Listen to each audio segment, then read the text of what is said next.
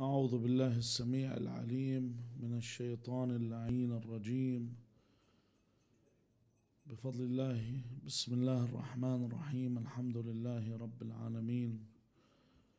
الحمد لله والحمد حقه كما يستحقه حمدا كثيرا. الحمد لله الذي هدانا لهذا وما كنا لنهتدي لولا أن هدانا الله. اللهم لعن أول ظالم ظلم حق محمد وآل محمد وآخر تابع له على ذلك. اللهم لعن العصابة التي جاهدت الحسين وشايعت وبايعت وتابعت على قتله. اللهم لعنهم جميعا. ثم الصلاة والسلام على خير خلق الله أجمعين محمد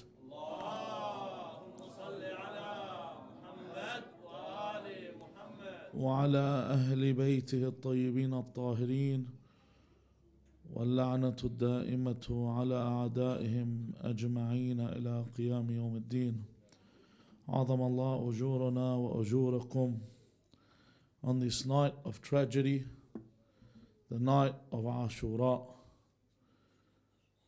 A lot of people ask many questions with regard to tomorrow and what they can do. The most important thing that is tomorrow is a day of mourning. It's not a day of any joy. It's not a day of celebration. It is a somber day. And this is how the environment has to be. A day of sadness. So I'd avoid doing anything that has any form of connection with this world. Avoid, if you can, take the day off work, and this is something I strongly encourage, that people don't go to work tomorrow. Even, I know people get upset when you say this, that kids don't go to school tomorrow. It's a day of Ashura. You have to allow them to know that this is a day of mourning and a day of tragedy. If you haven't been able to deal with the first 9 days like this, make sure that the 10th day is a day that you deal with differently. Allah Azza wa Jal says in the Quran, وَالشُّهَدَاء عِنْدَ رَبِّهِمْ لَهُمْ أَجْرُهُمْ وَنُورُهُمْ. The martyrs with their Lord have their reward and their nur. But the question is, why the word shaheed? Why do we use the word shaheed? If you want to ask someone about the word shaheed, it means witness. Someone that witnesses is called a shaheed. So why is it that this word is used? It's another one of these terms that has been hijacked, that people are afraid to say. Terms like jihad, Allahu Akbar, and shaheed or martyr. People are afraid to say this word because it's been hijacked by people that claim to be Muslims. But what does the term mean? A shaheed is called a shaheed because on the day of judgment, all the angels and all of mankind will testify that this person is a believer. Every creation testifies that this person is a believer. And thus, he's called shaheed. Because everyone gives that testimony. What does this mean that they testify? What is the importance of the testimony of believers? Alaykum as-salam wa rahmatullah. What is so important? When someone dies, we ask for them to have what? On their kafan, 40 believers to testify that this person is what? A believer. We have 40 believers testify this person is a believer. Nabi Dawood ala nabiyina wa alih wa alayhi afdal as-salat wa salam was in the temple worshipping Allah Azza wa Jal, And while he was in the temple, he saw a man that was immersed in worship. This man was praying in a manner that was different. So the Prophet was likened the way that this man was worshipping Allah Azza wa Jal. Jibreel alayhi salam came down upon Dawood and said, Ya Dawood, do not be too preoccupied with this man's worship. فَإِنَّهُ مُرَائِي. That this man is a mura'i. A mura'i is someone that does an action not to gain proximity to Allah Azza wa Jal, but to gain favor from humanity. That so people can see that he is worshipping. So Dawood turned away from this man, and days went by and this man passed away. So Jibreel came down and said to Dawood, you did not attend the funeral of this man. So Dawood said, Ya Jibreel, you said that innahu mura'i, he is someone that does action for other than Allah. He said, but however, Allah has forgiven him, because 40 believers turned up to his funeral and testified that he is a believer. Because of their testimony, Allah Azza wa Jal forgave him.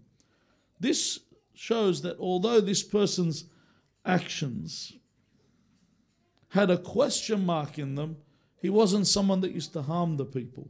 He was someone that was good with the people. So the people testified that he was a believer. So the testimony of those around you has this effect. And this testimony where everyone testifies is for those that are killed in the way of Allah. However, everyone has taken this title. You know, these days, anyone can die in any manner. The next second's a shaheed. I've even seen people that were involved in criminal activity. You know, and you'll see, I'm not going to say which country, but you'll see their pictures and they're criminals. They don't even live in the country, from overseas, and they'll put up a shaheed al-mazloom, so-and-so. And you'll say, this person was selling kilograms of drugs, yeah, he's now shaheed mazloom because someone shot him or someone stabbed him. He becomes a shaheed. Anyone that dies is given this title, and this title is given so loosely. No one can grant you the title of shaheed except Allah Azza wa Jal. However, those that fight in the way of Allah, we outwardly treat them as what? Shuhada. We call them martyrs because they fight and they die for what? For their case, they're doing it lillah Azza wa Jal. And this is what they say before they go to war. They say, I'm going to fight lillah Azza wa Jal. Those that fought against, for example, the Dawa'ish, those that have been fighting against the Zionist entity, those that have fought and their intention is fi sabilillah, our treatment towards them is the treatment of shuhada.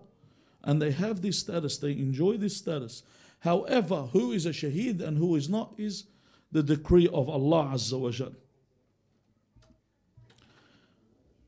Now, in Islam, generally the one that is killed in the way of Allah is not buried like we bury another. The one that is killed in the way of Allah Azza wa Jal. Hala taban, we say the one that dies on their way to work is a shaheed. Every believer is a shaheed when they die. A woman that dies in the state of nifas is a shaheeda. She is a martyr as well. However, where is the difference? These people, even if they die, they still get washed with the 3 washes. They get shrouded. We pray upon them or we bury them. However, in the case of 2 types of people that we don't wash and we bury them with their blood upon them. One, taban, which we rarely get engaged with, we understand, is someone that's been killed through Islamic capital punishment. They have their own ruling. They get buried with their blood upon them. They don't get washed because they get washed before the capital punishment because they repent. This is why sometimes when you read the Old Testament, it says their blood will be upon them. Because their blood remains upon them and they bury them because they've made amends with God and they've died purified. The martyr is also buried in the state that he's killed. Because the martyr, the one that has fought in the way of Allah Azza wa Jal, has to be. And even when we look at Rasulullah sallallahu alayhi wa alihi wa sallam, our narrations are clear that he is a shaheed. Rasulullah hayyun yurzaq. We know this for certain, but he was washed and he was clothed and shrouded and buried. It's only the one that dies in the battlefield. So Imam Abu Abdullah al-Hussein alayhi salam was the only Imam that enjoyed the status of the martyr in that sense. What we need to realize from the story of Imam Hussein alayhi salam is that death is imminent. Death is not only upon our neighbors, death is not only upon the guy down the street, death is not only upon the people around me, it is upon me. I have to look at myself. It's not when you die, but it's how you die. That I must maintain that I die upon my faith. That I shouldn't sell this faith away. However, I shouldn't have a morbid fascination with death. I shouldn't throw myself at death. Even those that fight in the way of God, those that fight, they cannot go to fight with the intention I'm going to die. They're supposed to fight with the intention that I will return. That there could be that possibility I may return. I can't have that intention that I'm going to die. But however, the shaheed is the one that has unraveled the secret to this world. The one that understands this world. The reality of this world. I've heard stories. I once went to the Hajj and I met one of these brothers. And he was young and he was well off. And he was at the time of the occupation in South Lebanon, when South Lebanon was occupied. And he was well off. We're not talking about someone that was poor. We're not talking about someone that had a bad lifestyle. And he said, what I yearn for is for shahada, to be martyred. Now you look at this person, he was only at the age of 18, 19. And this is the intention that he had from the very beginning. And he's not someone that was poor, he's someone that had a good lifestyle. However, this person went on with his life and eventually he gained martyrdom within that year or two. What was the effect of this person? The effect of this person was that I saw a lot of the members of his family who weren't close to religion. They were pretty far. They were pretty much very Western in their lifestyle. And how their lifestyles began to change. Others began to go to Hajj. Others began to wear hijab, began to pray from this effect. But what I need to understand, because of a decision that is made, that the first thing that I need to understand from the story of Imam Hussein, even though Imam Hussein alayhi salam fought for himself, and when Amir al-Mu'mineen Ali ibn Abi Talib alayhi salam he says to the people, Wallahi ma ahsantu ila ahad wa ma asa'a ilayya ahad, that I didn't do any good for anyone, nor did anyone do any bad to me. They said, how is that, ya Amir al-Mu'mineen? He said, have you not read the book of Allah? In ahsantum ahsantum li anfusikum wa in asatum falaha. That when you do good, who do you do good for? You do good for yourself. And when you do bad, it is upon you. So Imam Hussein did this for himself. However, the effects for himself we'll look at, and the effects for everybody else. Even though the action was for himself, but how it affected the masses. The first thing the shaheed happens, the first drop that falls from the martyr, all their sins are forgiven. This is the first benefit from the shahada. The second thing is we know for certain that the martyr is alive. He has khulud fil jannah. Eternity, he is alive. The third thing Allah Azza wa Jal says in the Quran, وَتَرَكْنَا عَلَيْهِ فِي الْآخِرِينَ, that we left a favorable mention for this person among later generations. If you take a look at all the martyrs, those that were involved in any martyrdom. One of them was Abdullah al-Ansari, the father of Jabir ibn Abdullah al-Ansari, who was martyred in, I think, either Badr or Uhud, one of the first battles. I can't recall. But alaykum as-salam. More than likely it was Uhud. But when he was martyred, and Allah Azza wa Jal said to him, this is the narration, that he is asked, you fought in the way of Allah, you fought in my way, what do you want in return? You see the selfless nature of the shaheed. They're selfless in every way. He said, I want to return. He didn't ask, I want this and that. He said, let me return so I can inform the others of what I've seen. This is the first thing he's thinking about. Allah Azza wa Jal says, it's past that I have made the command that no one returns back to this earth. He said, however, you make the call and I will relay it to the people. And that's where the verse came down, وَلَا تَحْسَبَنَّ الَّذِينَ قُتِلُوا فِي سَبِيلِ اللَّهِ أَمْوَاتًا بَلْ أَحْيَاءً عِنْدَ رَبِّهِمْ يُرْزَقُونَ. That they do not even think that those that have been killed in the way of Allah are dead. They are alive and they are being sustained. They're not only literally alive. We are the ones that revive their stories. We always talk about the shaheed. The martyr is always remembered and is always elevated by the people. Even when we read Surah Yasin. When we read Surah Yasin, a lot of benefits in that surah, but when you see the mu'min in Surah Yasin,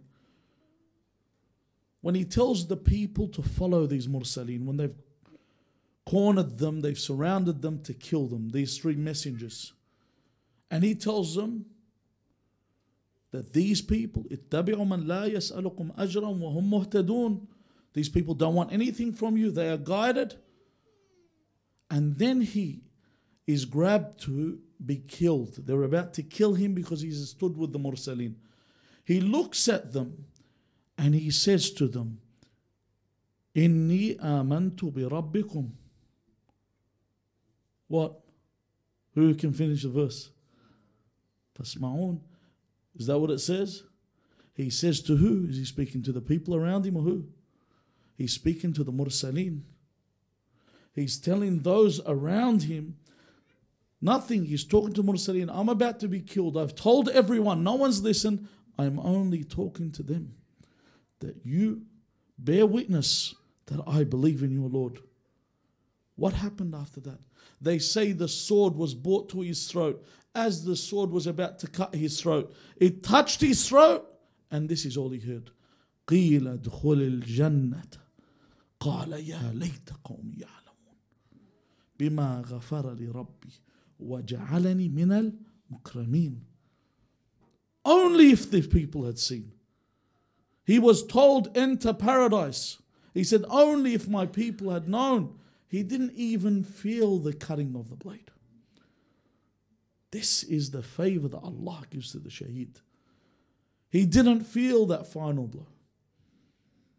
In the last moments, Allah gives them that ease before they die. When we talk about the martyrdom of Ali al-Akbar, what does he say before he's martyred? He says to his father, there is my grandfather, and he is giving me from the cup or the chalice, from the Kawthar, I'm drinking a drink that I will never become thirsty after this drink.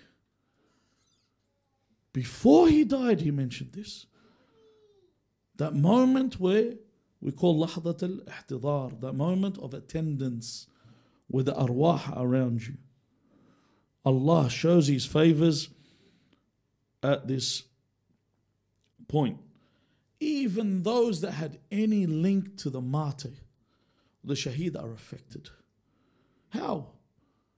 Jahidu turithu abna'akum majda.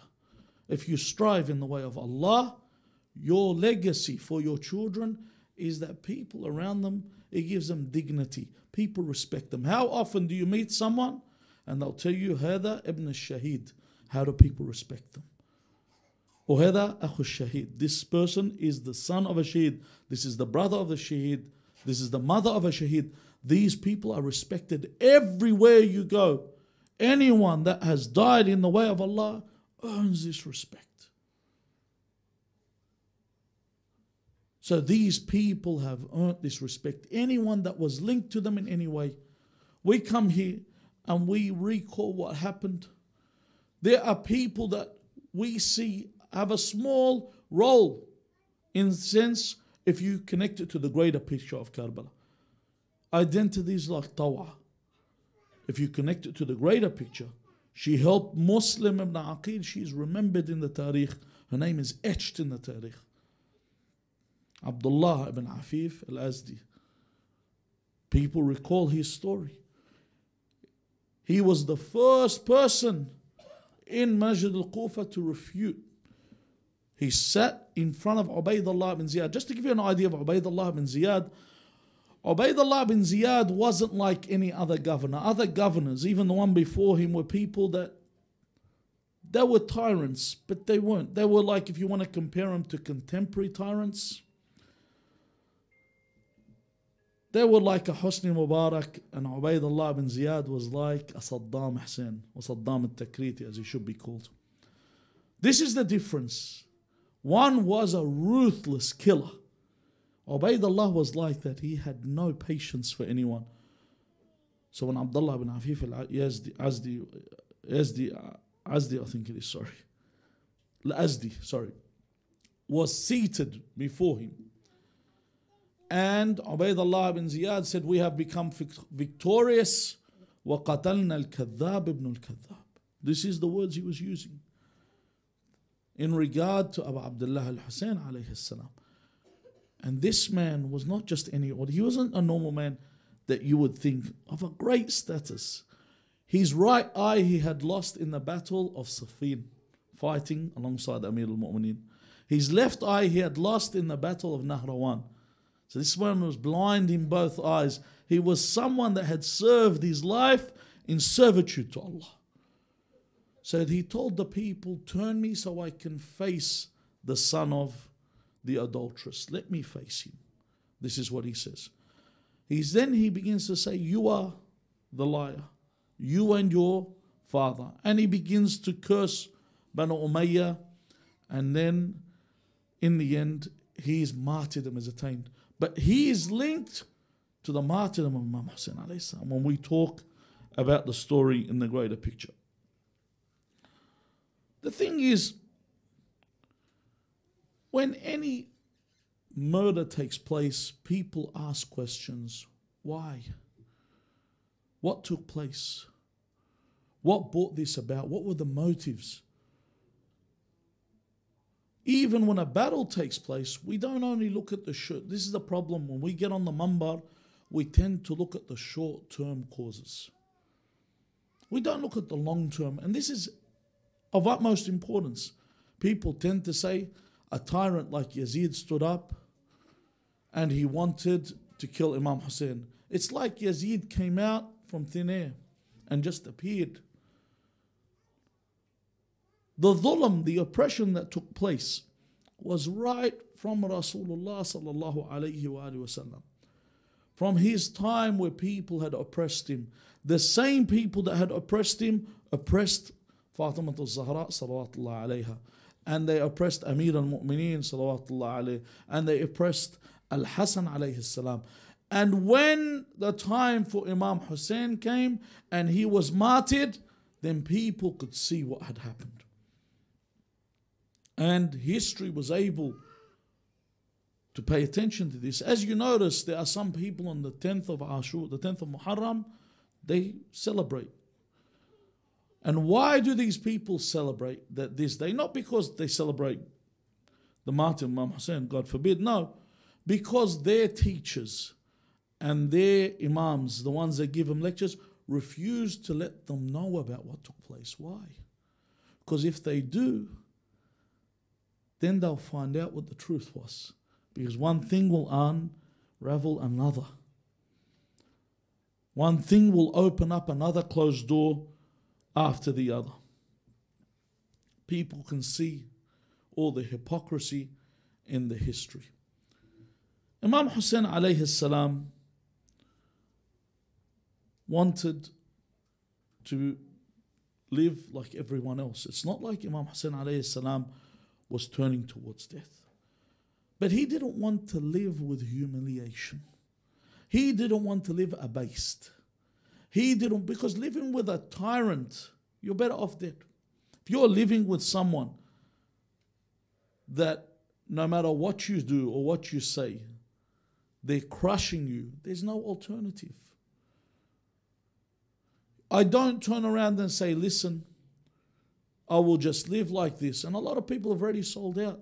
And they're not even living under tyrannical governments. People living around in countries that are non-Islamic, that aren't oppressive in that sense, but they act in a manner where they're subservient to these countries. They let go of their beliefs, they let go of their laurels, what they stand for, their ethics. Because what you need to understand as Muslims, we have something that's more important than life. We have our qiyam. Our qiyam are what we believe in, are what is our manners, morals, ethics, our what? Our beliefs, the things that we stand for. Our honor, our dignity is more important than our lives.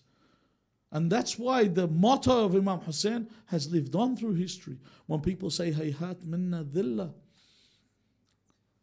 that we will refuse to become humiliated. We refuse to be humiliated by anyone. And what happened from this stance? Sure, people see in history that Yazid's army won the battle. But let's look of what happened after this battle. For 80 years, or 70 or 80 years, the name of Amir al-Mu'mineen was cursed upon the pulpits. The name of Ali ibn Abi Talib salawatullah alayhi used to be cursed on the pulpits. And now, this one move of Yazid ibn Muawiyah caused this huge empire that Muawiyah had built to crumble all the way into the dumps of history. And they are cursed. The only revival they get is when people say, La'anallah Bani Umayyah Qatiba. That we curse the entire of Bani Umayyah. The history of theirs is cursed because of the move of Yazid ibn Muawiyah. However, these people that were fighting alongside, did they have a aqeedah or a belief? Did they believe in something? We wouldn't really call it aqeedah, because aqeedah is something that's tied or knotted to your heart. These people don't have this. Whenever have you met a Buddhist that says, I love Buddha and I die for Buddha? You know, you never meet another religion. Have you met a Jew that says, I love Moses and I'll die for Moses? Or I love one of these prophets. Even the Christians, they don't have this. They believe in Christ. And they will sit down and people will ridicule Christ and they'll be indifferent to it. It's a non-issue to them. They'll say a few things. Even when it comes to those that are from other sects, they don't believe in the Khulafa in the same manner that we have for Imam Abu Abdullah al-Hussein. And even, I was talking to my brother a couple of days ago about this subject. He said even if a Shia wants to get a tattoo, he gets the tattoo of Imam Hussein or Ahl al-Bayt. This is the way that they are. Even if they want to do something that's unorthodox, they'll still do it and they'll link it to Ahl al-Bayt some way. Everything they link to Ahl al-Bayt salawatullahi wasalam. It's deep-rooted, this love for Abu Abdullah al-Hussein alayhi salam. However, those that were fighting Imam Hussein, they believed that they were doing something righteous. They believed by killing Imam Hussein, they're going to get closer to God. What brings them to this thought? When someone follows their desires their whole life, when they're doing something wrong their whole life, nasullaha fa'ansahum anfusahum. That's why when someone asks you when Saddam was about to be executed, people say, why did he say the Shahadatain? He said the Shahadatain before he... And I said, if you notice when he got up, he was very haughty. At no point did he look broken, because he forgot himself and the reality that he was in. But let me tell you something. People say, all right, he said this, so that means he was saved. But the same token, Pharaoh said this before he drowned. Pharaoh said, I now believe in the Lord of Moses and Aaron. Did Allah accept?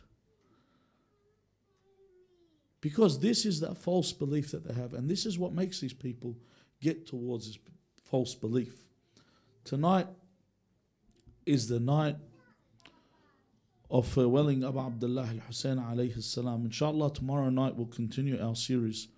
And tonight was just strictly to keep the mood somber. I didn't want to make any statement that may cause any laughter whatsoever, because the night of sadness. Tonight is the night where everyone's farewelling the Imam. And on the day of Ashura, they also farewell the Imam. On the day of Ashura, Imam Hussein alayhi salam, after all his companions have been killed, and all his family has been killed, and he gets to the point where he gives up on the enemy and trying to call them back, call them to Islam. It gets to the point where these people are stubborn in their way.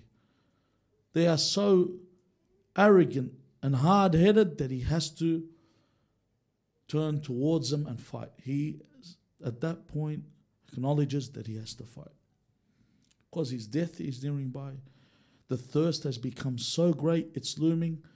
So he goes towards the tent and he calls out, who will bring me my horse and my battle gear so that I may fight? So Sayyidah Zainab alayhi salam comes out and says to the Imam, she says, there are no men left. There's only women and children in these tents. There's no one left. And then he asks her to bring forward his horse and his battle gear. And then she brings her forward and says, how hard-hearted am I? A sister that brings towards her brother the horse of death. So he brings this horse towards, she brings the horse towards Imam Hussein alayhi salam. And then she calls out to the women and she says, rise and farewell him. All the women come out, one after the other. Some are kissing his hands, others embrace his feet. Some are clinging on to him, saying, where are you going? You are our protection. Where are you going? You are our hope. We have nothing after you. And then his daughter Sukaina comes up to him and she says, Father, have you surrendered to death? Have you given up towards death? And he says, my daughter Sukaina, how can I not give up to death when there are no more aids? There are no more helpers. And then she says, I have one request of you, Father. He says, what do you need, O daughter? She says, come down from your horse. So Imam Hussein alayhi salam comes down from the horse. And then she says, Father, kneel on the floor. So Imam Hussein kneels on the floor. She walks up to him. She grabs his hand and puts it on her head. And she begins to caress the top of her head. And Imam Hussein understands this point, that when she's caressing the top of his head, as if to say that I will be orphaned. And then she says, oh Father, who will caress my head in an hour? Oh Father, who will caress my head and give me mercy and affection once you are gone? And then the Imam says, oh daughter Sukaina, you have broken my heart. He gets back up and he gets on his horse. As he begins to move, Sayyidah Zainab alayhi salam calls out to him, Aba Abdullah. He turns around and he sees her. And he says, what do you need, my sister? She says, come down from your horse. A second time, Imam Hussein alayhi salam comes down from his horse. She comes forward and she kisses him on his neck. She embraces his neck and then she smells his chest. And then she looks towards Medina and she says, oh Mother Zahra, I have fulfilled the trust that you have given me. I have fulfilled your request. And Imam Hussein says, my sister Zainab, what is this request? You have broken my heart. Because she mentioned the name of his mother. She said that my mother, upon her deathbed, pulled me close and said, my daughter Zainab, when the time comes when you find your brother Abu Abdullah al-Hussein all alone with no aids and no helpers, At this point, I want you to kiss him in his neck. And I want you to smell his chest. Because his neck will be the place where the swords will land. And on his chest will where the hooves will trample his body. إنا لله وإنا إليه راجعون وسيعلم الذين ظلموا أي منقلب ينقلبون والعاقبة للمتقين. السلام عليك يا أبا عبد الله وعلى الأرواح التي حلت بفنائك. عليك مني سلام الله أبدا ما بقيت وبقي الليل والنهار ولا جعله الله آخر العهد مني لزيارتكم. السلام على الحسين وعلى علي بن الحسين وعلى أولاد الحسين وعلى أصحاب الحسين ورحمة الله وبركاته. وإلى أرواح المؤمنين والمؤمنات وإلى أرواح موتانا وموتاكم نهدي لهم ثواب مجلسنا هذا وثواب سورة المباركة الفاتحة مع الصلوات.